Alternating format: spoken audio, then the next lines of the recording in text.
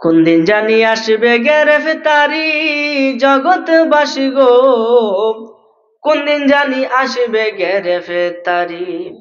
আরে বাড়ি গাড়ি সুন্দর নারী, বাড়ি গাড়ি সুন্দর নারী, যাইতে হবে সারি জগৎবাসী রে।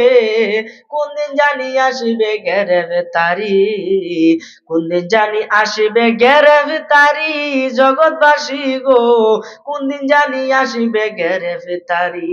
ধন সম্পদ জায়গা জমি সঙ্গে নাহি যাবে, তিন টুকরা আমার কিন কাপড় তোমার সঙ্গী হবে, তিন টুকরা সাদা আমার কিন তোমার পরাইয়া, 3.5 হাত মাটির ঘরে আসিবে শুয়াইয়া। ওরে ফেরেশতারা জিজ্ঞাসিবে যার্রা যার্রা করি জগৎবাসী গো, কোন দিন জানি আসিবে গ্রেফতারি, কোন দিন জানি আসিবে গ্রেফতারি জগৎবাসী রে, কোন দিন জানি আসিবে গ্রেফতারি। আমার জন্য দোয়া করবেন। আরে আমি অসুস্থ মানুষ, আপনারা বুঝে এবারে কষ্ট হইতাছে। আজকে আর এই যে ও আর টানতেছে না কথাগুলো, যাক এখন আবার সুন্দর সার্ভিস দিতেছে। আমার জন্য দোয়া করবেন। আল্লাহ যে কথাই বলেছি অন্তত একটু তো উপকৃত হয়েছেন। কোনটা করে? সুদ খাওয়া যেত না, ঘুষ খাওয়া যেত না, হারাম কাজ করা যেত না, ভালো কাজের পথে থাকতে হবে, ভালোকে সাপোর্ট করতে হবে, আমলে পরিণত করতে হবে। এই কথাগুলো বাড়ি পর্যন্ত নিয়ে যান, পিতা মাতার খেদমত করেন, আর পিতা মাতা মারা গেলে তাদের জন্য দোয়া করেন। এক খ্রিস্টান ব্যক্তি এক খ্রিস্টান মহিলার প্রেমে পাগল হইয়া গেল। আরে বিশ্বাস কি জিনিস দেখেন, আল্লাহর নামের কি ক্ষমতা। তার কাছে পাগল হয়ে গেছে, খাওয়া দাওয়া মন চাই না, ঘুম মন চাই না, শুধু ওই মেয়ের কথা মনে পড়ে, ওই খ্রিস্টান মহিলার কথা মনে পড়ে, তার কোনো কিছুই ভালো লাগে না। এরকম ছেলে আমাদের সমাজে আছে না নাই? যুবক ভাই আছে না নাই? অনেক আছে। এই রূপ থেকে আমাদের মুক্ত থাকতে হবে, এই পেরেশান থেকে মুক্ত থাকতে হবে।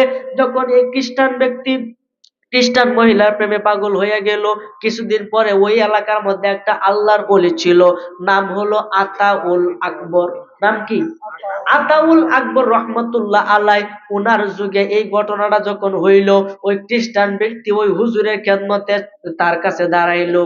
হুজুরের খেদমতে যখন তার কাছে গেল, যাওয়ার পরে হুজুরের সোহবত পাইয়া সেই ব্যক্তি মনের কথা সব দিল কইয়া, বলতেছে হুজুর আমি তো এরকম একজন খ্রিস্টান মেয়েরে পছন্দ করি, যারা না দেখলে আমার পেটের ভাত হজম হয় না, যারা এক নজর না দেখলে আমার চোখ শান্ত হয় না, যারা দেখলে আমার ভিতরে একটা শান্তিময় তৃপ্তি লাগে, একটা বাতাস বয়। হুজুর এখন ওই মেয়েকে পাওয়ার উপায় কি? এই হুজুরে কি করলো? বিসমিল্লাহির রহমানির রহিম, কার নাম লিখছে? বিসমিল্লাহির রহমানির রহিম একটা কাগজের মধ্যে লিখলো, লিখে ও বাবা নেও এই বিসমিল্লাহটা একটু বলো, বললে পানি দিয়ে গুললে খায়ালাম। বিসমিল্লাহরে বললে পানি দিয়ে গুললে খায়ালাম। যখনই আল্লাহর কি কুদরত, ওই মেয়ের কথা সুন্দরভাবে বর্ণনা করছে, যারা না পাইলে তার পেটের ভাতই হজম হয় না, এই পাতাটা খাওয়ার সঙ্গে সঙ্গে তার ভিতরে এমন পরিবর্তন হইল, সে ব্যক্তি চিৎকার দিয়ে বেহুশ হওয়ার মতো ওই আল্লাহর ওলির পায়ের মধ্যে জড়ায়া দেয়া বলতেছে, হুজুর আমি ভুল করেছি, দয়া করে তাড়াতাড়ি এখনই আমার কালমা পড়ায়া মুসলমান বানায়, আমি ওই মেয়েকে বুইলা গিয়াছি। পাওয়ার আছে না নাই? বিশ্বাস করে খাইলেও কি পাওয়ার আছে না? এই জন্য তাবারক যদি এক লুকমা খায়, এক লুকমা খাইলে দেখুন যে এটার উচিলে বড় বড় রূপ থেকে আল্লাহ শেফা দিবে। যখন খাইলো, খাওয়ার পরে ওই মেয়ে খবর পাইছে যে তার জন্য একটা খ্রিস্টান ছেলে পাগল ছিল, সে মুসলমান হয়ে গেছে, আতাউল আকবর রহমতুল্লাহ এর হাতে বয়াত হইয়া গেছে। তখন ওই মেয়ে রাত্রে একটা স্বপ্ন দেখিয়া পরের দিন দৌড়িয়া বলতেছে, হুজুর যেই মেয়ের জন্য ওই ছেলেটা পাগল ছিল আমি হইলাম সেই মেয়ে। হুজুর আমি আজকে রাত্রে একটা স্বপ্ন দেখছি, দয়া করে স্বপ্নের ব্যাখ্যা আমাকে দেন। একজন লোক আমারে কইতেছে, ও মহিলা, ও খ্রিস্টান মহিলা, তুমি যদি জান্নাত চিনো, জান্নাতে যাইতে চাও, এখনই আতাউল আকবরের কদমে গিয়া পড়ে যাও।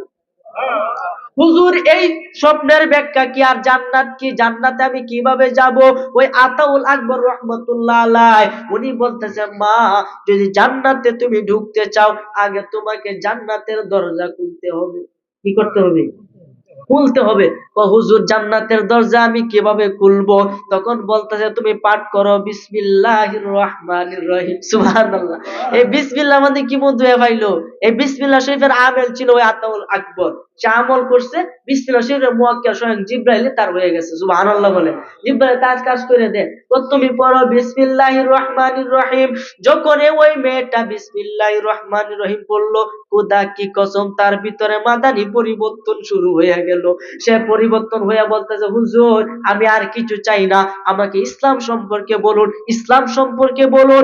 ইসলাম সম্পর্কে বলার পরে বলতেছে হুজুর আমাকে এখনই মুসলমান বানান। তো তুমি বলো আশহাদু আল্লা ইলাহা ইল্লাল্লাহু ওয়াহদাহু লা শারীকা লাহু ওয়া আশহাদু আন্না মুহাম্মাদান আবদুহু ওয়া রাসূলুহু। বলেন না সুবহানাল্লাহ। মুসলমান হইয়া গেছে ওই মহিলা এই পুরুষ উভয়জনেই। দুইজন থেকে দুইজন পৃথক হইয়া গেল কার উসিলায়? বিশ্বাস যদি না থাকতো তাহলে হইতো? এই বিশ্বাস করে খাবেন। যখনই ওই মহিলাটা বাড়িতে চলে গেল, বলতাম বিশ্বাস করে লাই, বাড়িতে চলে গেল, গিয়া যখন ঘুমাইলো, রাত্রে স্বপ্ন থেকে দেখে সেই ব্যক্তি জান্নাতের ভিতরে ঘোরাঘুরি শুরু করছে। জান্নাতের ভিতরে অসংখ্য গম্বুজ দেখছে। একটা গম্বুজের উপরে লেখা ছিল বিসমিল্লাহির রহমানির রহিম লা ইলাহা ইল্লাল্লাহু মুহাম্মাদুর রাসূলুল্লাহ সাল্লাল্লাহু আলাইহি ওয়াসাল্লাম। একটা গম্বুজের উপরে এই লেখাটা দেখে তার ঘুমটা ভেঙে গেল।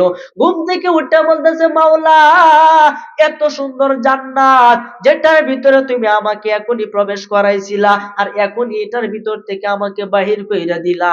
আল্লাহ এই দুনিয়ার সমস্ত চিন্তা আমার মাথার থেকে তুমি বাহির কইরা দাও।